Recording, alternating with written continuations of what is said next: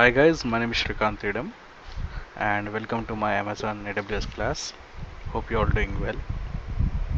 So before we start the class, I request you to please make a notes because when we watch video, we will remember it only for some time. It's better to make a notes. So today topic is snapshot. So on the EBS volume on EC2 instance, how exactly snapshot works in AWS. So this image explain us whenever we take a snapshot of the EBS volume, it will be saved in the Amazon S3 bucket. So let's start the class. Let me zoom it so it will be easy for you to view.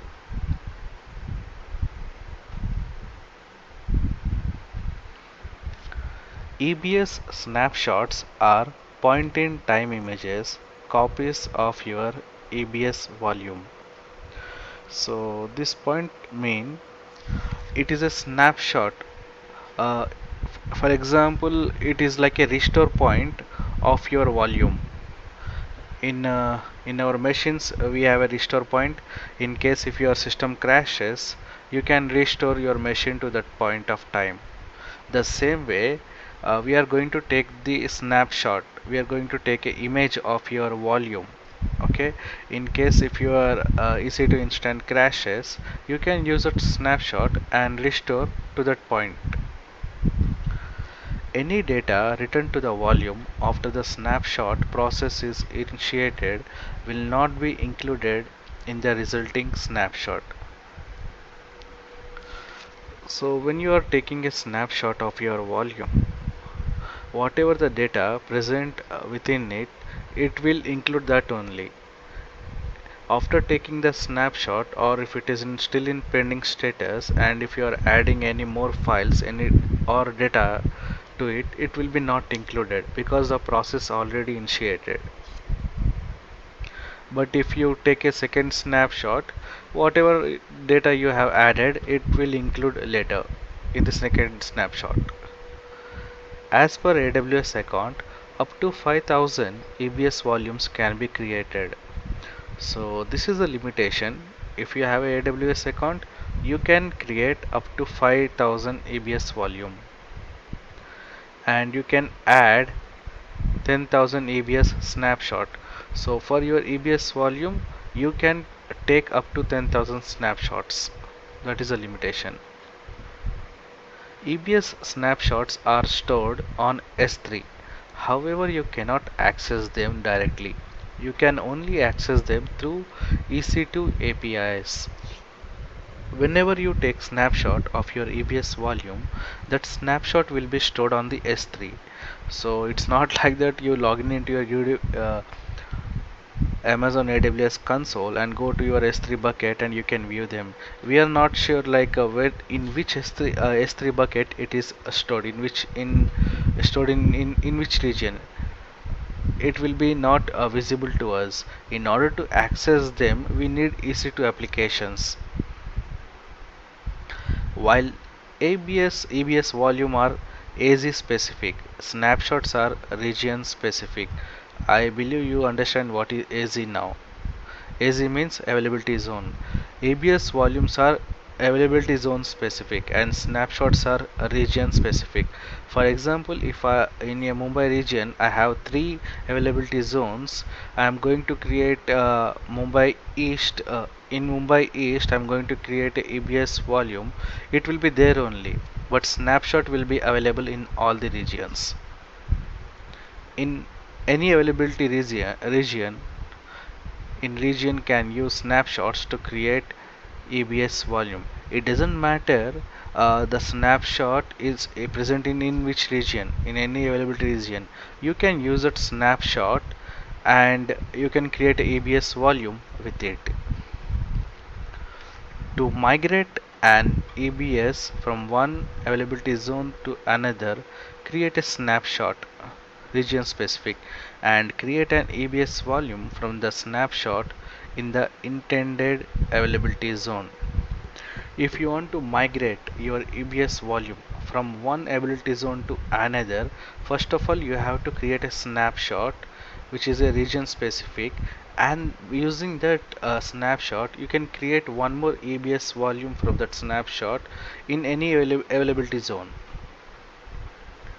You can create a snapshot to an ABS volume of the same or larger size than the original volume size from which the snapshot was initially created. For example, I have a 1 TB ABS volume and I am taking a snapshot of it. So using that snapshot I am going to create one more ABS volume, and I have to mention size. So the size needs to be same or larger. It cannot be like a 900 GB. It will not take it. It will error out. So we have to make sure it is same or larger than that. You can take snapshot of a non-root ABS volume while the volume is in use on a running EC2 instance. So it is possible to take this snapshot of the EC2 instance if it is in a running state. You can take a snapshot of non-root ABS volume. Non-root ABS volume means like D drive, E drive, additional volume, excluding the root volume. You can still access while the snapshot is being processed, non-root or boot volume. If you are taking a snapshot of a root volume or a non-root volume, you can still access your machine. However, the snapshot will only include data that is already written to your volume. As I explained in you in first point, when you take a snapshot, whatever the data is present in it, it will include that data only. The snapshot will be created immediately, but it may stay in pending status until the full snapshot is completed. This may take few hours to complete, especially for the first time snapshot of a volume. For example, I have a 1 TB volume and I am taking a snapshot of it. It is going to take some time. It may take few hours to complete that snapshot. But if I am going to take a second snapshot, it may not take that much time, because it is going to take only the changed blocks. Whatever data you are going to add it after the first snapshot, it will back up that data only, and that backup is called as incremental backup. During the period when the snapshot status is pending, you can still access the volume, but input output might be slower because of the snapshot activity. When the snapshot is running in the background, you may observe some performance issue.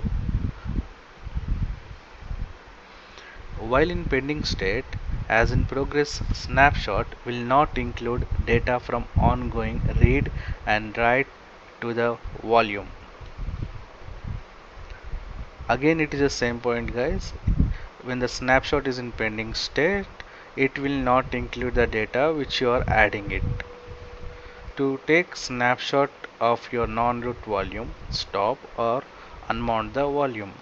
So AWS recommends, in case if you want a full snapshot of your non-root volume or any root volume, it's better to stop the instance. Then you can take the snapshot. To create a snapshot for a root ABS volume, you might have to stop the instance, then you take a snapshot. Same point. So next topic is incremental snapshot. So how exactly it works? ABS snapshots are stored incrementally. So first snapshot is a full snapshot. The second snapshot will be an incremental snapshot. It means it is going to pick up only the changes whatever you made after the first snapshot. For low cost storage on S3 and a guarantee to be able to fully restore data from the snapshot. So here it is saving the snapshot on your S3 bucket. So if you're going to save full snapshots on S3 bucket, you will be charged more.